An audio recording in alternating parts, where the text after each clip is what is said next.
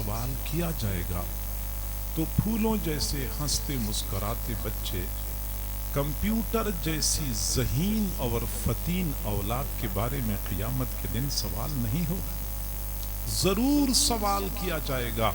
حضرت عبداللہ بن عمر رضی اللہ تعالی عنہما نے فرمایا، ادبوا اولادکم فانکم مسئولون عنہم، تم اپنی اولاد کی اچھی تربیت کرو کیونکہ تم سے قیامت کے دن اولاد کے بارے میں سوال ہوگا۔ نماز کا سوال ہوگا، زکوٰۃ اور روزے کا سوال ہوگا، قیامت کے دن یہ بھی سوال ہوگا کہ اولاد کی تربیت روحانی پرورش کے حوالے سے شریعت مطہرہ کے حکموں کو مد نظر رکھا تھا یا نہیں رکھا تھا، یہ سوال کیا جائے گا۔ اور میرے بھائیو، اللہ رب العزت نے جس قرآن میں ہمیں نماز کا حکم دیا ہے، اسی قرآن میں ہمیں اولاد کی اچھی تربیت کا بھی حکم دیا ہے۔ اور جن پیغمبر صلی اللہ علیہ وسلم نے ہمیں حج اور عمرے کا طریقہ بتایا ہے، انہی پیغمبر صلی اللہ علیہ وسلم نے ہمیں اولاد کی اچھی تربیت کا طریقہ بھی بتایا ہے۔ ہمیں نماز کی اہمیت کا احساس ہے، حج اور عمرے کی اہمیت کا احساس ہے، تو اولاد کی اچھی تربیت کی اہمیت کا ہمیں احساس کیوں نہیں؟ ہمیں چاہیے کہ ہم اس بات کو مد نظر رکھیں کہ اولاد فقط آنکھوں کی ٹھنڈک نہیں ہے، بلکہ اولاد قیامت کے دن یا درجات کی بلندی کا باعث ہے یا پکڑ اور مؤاخذے کا ذریعہ ہے۔ اللہ رب العزت نے قرآن مجید میں ارشاد فرمایا، یا ایھا الذین آمنوا قوا انفسکم واہلیکم نارا، اے ایمان والو تم اپنے آپ کو بچاؤ اور اپنے اہل و عیال کو بچاؤ آگ سے۔ قرآن عظیم الشان، یہ اللہ کا کلام ہے، کیا کمال کی بات اللہ نے ارشاد فرمائی۔ یہ نہیں فرمایا کہ اپنے اہل و عیال کو گناہوں سے بچاؤ، یہ نہیں فرمایا اہل و عیال کو گمراہی سے بچاؤ، فرمایا اہل و عیال کو آگ سے بچاؤ۔ سمجھانا مقصود ہے کہ خدا نہ خواستہ گھر میں آگ لگی ہوئی ہو اور بیٹا کمرے میں سو رہا ہو تو والد صرف اتنا کہہ دے کہ بیٹا اٹھو آگ لگی ہوئی ہے، اور بیٹا نہ اٹھے تو کیا باپ اس کو اسی طرح کمرے میں چھوڑ دے گا کہ میں نے اپنا فرض پورا کر لیا، یہ نہیں اٹھتا تو میں کیا کروں؟ نہیں، بلکہ باپ اس بیٹے کو بالوں سے پکڑ کر اپنے ساتھ گھسیٹتا ہوا باہر لے جائے گا کہ آگ لگی ہوئی ہے، تجھے پتہ نہیں ہے؟ تو جس طرح اپنے بیٹے کو آگ سے بچانے کا اہتمام کرتے ہو اور ہر قسم کی کوشش کرتے ہو کہ بیٹے کو آگ سے بچایا جائے، ایسے ہی بیٹے کو گمراہی سے، ضلالت سے بچانے کا اہتمام کرو۔ اور میرے بھائیو، آج ہمارے معاشرے میں اولاد کی تربیت کے حوالے سے غفلت کا مظاہرہ کیا جاتا ہے، جس کے نتیجے میں اولاد بگڑ جاتی ہے۔ والدین کے پاس دکان کے لیے وقت ہے، کھیت اور باغ کے لیے وقت ہے، گائے اور بھینسوں کے لیے وقت ہے، اپنی اولاد کی تربیت کے لیے ان کے پاس وقت نہیں ہوتا، اس کے نتیجے میں اولاد بگڑ جاتی ہے۔ اب مزے کی بات یہ ہے کہ بیٹا بگڑ گیا، والدین بعد میں کبھی نہیں کہیں گے کہ یہ ہماری غلطی ہے، ہم اپنے بچے کی اچھی تربیت نہ کر سکے، کبھی نہیں کہیں گے کہ ہمارا بیٹا بدبخت نکلا، وہ سیدھے راستے سے ہٹ گیا۔ والدین الزام لگاتے ہیں ماحول پہ، وہ جی ہمارا بچہ تو بڑا اچھا تھا، اس کو ماحول نے خراب کر دیا، ہمارا بیٹا تو بڑا سعادت مند تھا، اس کو دوستوں نے بگاڑ دیا۔ الزام ماحول پہ لگایا جاتا ہے، الزام دوستوں پہ لگایا جاتا ہے، اور یوں کہہ کے والدین یہ سمجھتے ہیں کہ بس ہم بری ذمہ ہو گئے ہیں، بیٹے کو والدین نے خراب کیا ہے۔ آئیے ہم پوچھتے ہیں اپنے وسلم سے کہ جب بچہ بگڑتا ہے تو اس کی بگاڑ کا ذمہ دار کون ہوتا ہے؟ قیامت کے دن کس نے جواب دینا ہوگا؟ حضور صلی اللہ علیہ وسلم نے فرمایا، صحیح بخاری شریف کی روایت ہے، کل مولود یولد علی الفطرہ، ہر پیدا ہونے والا بچہ دین اسلام کا مزاج لے کے دنیا میں آتا ہے۔ فطری طور پہ، طبعی طور پہ ہر بچہ دین کو پسند کرتا ہے۔ بچہ بالکل چھوٹا ہوتا ہے، وہ اپنی والدہ کو نماز پڑھتے ہوئے دیکھتا ہے، وہ بھی مصلی پہ کھڑا ہو کے نماز پڑھنے کی کوشش کرتا ہے۔ کسی کو قرآن کی تلاوت کرتے ہوئے دیکھتا ہے، وہ کہتے ہیں مجھے قرآن دے دو، میں نے بھی تلاوت کرنی ہے۔ بچے کو کس نے سمجھایا ہے کہ نماز پڑھا کرو، نماز کی اہمیت ہے، قرآن پڑھا کرو، ایک حرف پہ 10 نیکیاں ملتی ہیں؟ کسی نے نہیں سمجھایا۔ بچے کی فطرت میں دین کی محبت ڈال دی گئی، بچے کی خمیر میں اللہ رب العزت نے دین کی طرف رغبت رکھی ہوئی ہے۔ بچے فطری طور پہ اچھے ہوتے ہیں، لیکن جو بڑے ہوتے جاتے ہیں دین سے دور ہوتے جاتے ہیں۔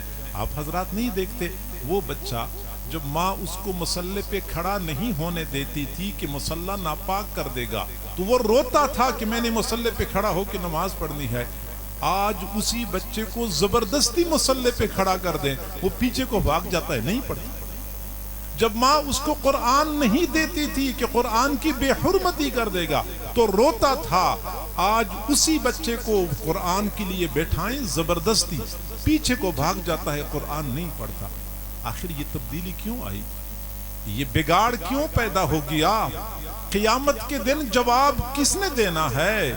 اللہ نے تو بچے اچھے پیدا کیے تھے، کس نے بگاڑے ہیں؟ حضور صلی اللہ علیہ وسلم نے فرمایا، کل مولود یولد علی الفطرہ، ہر پیدا ہونے والا بچہ دین اسلام کا مزاج لے کے دنیا میں آتا ہے۔ فَأَبَوَاهُ يُحَوِّدَانِهِ، والدین اس کو یہودی بنا دیتے ہیں، او یُنَصِّرَانِهِ، والدین اس کو نصرانی بنا دیتے ہیں، او یُمَجِّسَانِهِ، والدین اس کو مجوسی بنا دیتے ہیں۔ حضور صلی اللہ علیہ وسلم نے بچے کی بگاڑ کا ذمہ دار والدین کو ٹھہرایا ہے۔ والدین اس کو بگاڑتے ہیں، قیامت کے دن والدین سے پوچھا جائے گا۔ اور اگر آپ کہتے ہیں، میں کہتا ہوں کہ نہیں، میں نے تو اپنے بچے کو نہیں بگاڑا، بچہ تو ماحول کی وجہ سے بگڑ گیا ہے، تو شریعت یہ کہتی ہے کہ ماحول سے بچانا بھی تو آپ کی ذمہ داری تھی، کیوں نہیں بچایا؟ غلط دوستوں سے بچانا بھی تو آپ کی ذمہ داری تھی، بچے کو کیوں نہیں بچایا؟ آخر کار قیامت کے دن والدین کو پکڑا جائے گا، والدین سے حساب لیا جائے گا۔ والدین کو چاہیے کہ اپنی اولاد کی تربیت کے حوالے سے اپنی ذمہ داریوں کو سمجھیں، اور یہ بات یاد رکھیں کہ والدین جب اپنے بچے کی پرورش کرتے ہیں، جسمانی پرورش کرتے ہیں، جو بھی کوششیں کریں اللہ کے ہاں قابل قدر ہوتی ہیں، روحانی پرورش کرتے ہیں، کوششیں اللہ کے ہاں قابل قدر ہوتی ہیں۔ آپ اندازہ لگائیں کہ پرانے زمانے میں ایک خاتون تھی، حضرت ہاجرہ علیہ السلام، مکہ مکرمہ کی سنگلاخ وادی میں اپنے نوزائیدہ بیٹے کے ہمراہ زندگی کے ایام گزار رہی تھی۔ مکہ مکرمہ کی سرزمین پر مشکیزے میں تھوڑا سا پانی تھا، تھیلے میں تھوڑی سی کھجوری تھی، وہ روزانہ 2-3 کھجوریں کھا لیتی تھی، تھوڑا سا پانی پی لیتی تھی اور اپنے بچے کو اپنا دودھ پلایا کرتی تھی۔ چند دن گزر گئے، دودھ ختم، کھجوریں ختم ہو گئی، پانی ختم ہو گیا۔ جب ماں کو غذا نہیں ملی تو دودھ ختم ہو گیا جسم میں۔ اب جب بچے کو دودھ نہیں ملا تو بھوک اور پیاس کی وجہ سے بے قرار ہو گیا، تڑپنے لگا، اور ماں سے اپنے بچے کی بے قراری دیکھی نہیں گئی، بھاگتی ہوئی گئی۔ قریب صفا نامی پہاڑی تھی، پہاڑی پہ چڑھ گئی، دائیں بائیں پانی دیکھا، پانی نظر نہیں آیا، پھر بھاگتی ہوئی گئی، مروہ پہاڑی پہ چڑھ گئی، پانی دیکھا، پانی نظر نہیں آیا، پھر پلٹ کے آئی صفا پہاڑی پہ چڑھ گئی, پانی دیکھا, پانی نظر نہیں آیا. اس ماں نے اپنے بیٹے کے لیے پانی تلاش کرتے ہوئے صفا مروہ کے درمیان 7 مرتبہ دوڑ لگائی. اللہ تعالیٰ کو اس ماں کا بھاگنا دوڑنا اتنا پسند آیا کہ قیامت تک آنے والی انسانیت کے لیے اس بھاگ دوڑ کو حج اور عمرے کا حصہ بنا دیا. تمہارا حج اس وقت تک مکمل نہیں ہوگا جب تک تم اس ماں کی طرح دوڑ نہ لگاؤ جو اپنے بچے کے لیے پانی تلاش کر رہی تھی.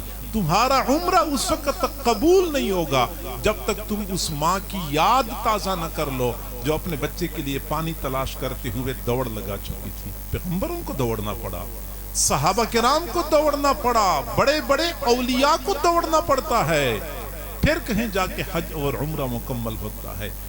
تو اگر ماں اپنے بچے کی جسمانی ضرورت کو پورا کرنے کے لیے کوشش کرتی ہے تو اس کی کوششوں کا اللہ اتنا قدردان ہے, تو جب بچے کی روحانی ضرورت کو پورا کرنے کے لیے اچھی تربیت اور اچھی تعلیم کی خاطر والدین کوششیں کرتے ہیں تو ان کی وہ کوششیں اللہ کے ہاں کتنی قابل قدر ہوں گی, ہم اس کا خود اندازہ لگائیں. ہمیں چاہیے کہ ہم اپنی اولاد کی اچھی تربیت کے حوالے سے ذمہ داریوں کو سمجھیں اور اس کو پورا کریں. اور اگر ہم کہتے ہیں کہ ہمارے پاس تو وقت ہی نہیں ہے, ہم تو نہیں کر سکتے یہ کام, تو میرے بھائیوں پھر میں عرض کروں کہ ہمارے معاشرے کی اولین ضرورت یہ ہے کہ ایسی تربیت گاہیں ہوں, ایسے تربیتی ادارے ہوں کہ ہم اپنے بچے ان کے حوالے کر دیں. تربیت کرنے والے استاد ہوں, ہم اپنے بچے ان کے حوالے کر دیں, وہ ہمارے بچوں کی تعلیم کا بھی اہتمام کریں, تربیت کا بھی اہتمام کریں, ہمارے بچوں کو اچھا سچا سچا سلجھا ہوا انسان بنا کے ہمیں واپس لوٹا دیں. ایسی تربیت گاہیں ہمارے معاشرے کی اولین ضرورت ہے. الحمدللہ دینی مدارس کی صورت میں یہ تربیت گاہیں ہمارے معاشرے میں موجود ہیں. ہم اگر اپنے بچوں کی تربیت خود نہیں کر سکتے تو اپنے بچوں کو مدارس میں بھیجیں. اہل مدارس تعلیم کا بھی اہتمام کرتے ہیں, تربیت کا بھی اہتمام کرتے ہیں. اور اگر ہمارا یہ خیال ہے کہ میں نے اپنا بیٹا فلاں کالج میں داخل کرایا ہوا ہے, میرا بیٹا فلاں یونیورسٹی میں پڑھ رہا ہے اور وہاں بڑی اچھی تربیت ہوتی ہے, تو اگر کسی کا یہ خیال ہے کہ کالج اور یونیورسٹی میں میرے بیٹے کی اچھی تربیت ہوگی تو اس کو میں جنون اور دیوانگی سے تعبیر کرتا ہوں, اس کے علاوہ کچھ بھی نہیں ہے. کالج یونیورسٹی کا ڈھانچہ ایسا بنایا گیا ہے, اس کو ایسا ڈیزائن کیا گیا ہے جس میں نسل نو کی تعمیر کی بجائے تخریب کا کام کیا جاتا ہے, انسان سازی کی بجائے انسان سوزی کا کام کیا جاتا ہے.